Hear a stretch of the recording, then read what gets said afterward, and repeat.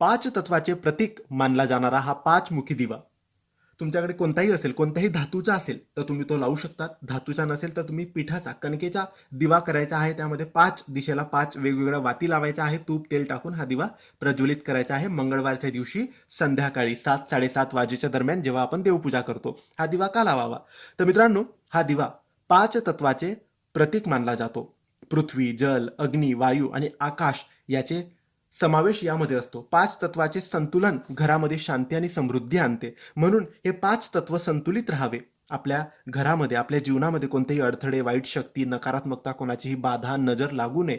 सगळं काही शांततेत, समृद्धी, समाधानामध्ये राहावं म्हणून मंगळवारी हनुमानासाठी हा दिवा आपल्याला लावायचा आहे. देवघरातच हा दिवा आपण लावायचा आहे. याने आपल्या घरातल्या सर्व इडापिडा, नजरदोष नष्ट होतात, नकारात्मकता नष्ट होते आणि आध्यात्मिक जागृती होते अशी मानली जाते. हा दिवा दर मंगळवारी लावल्याने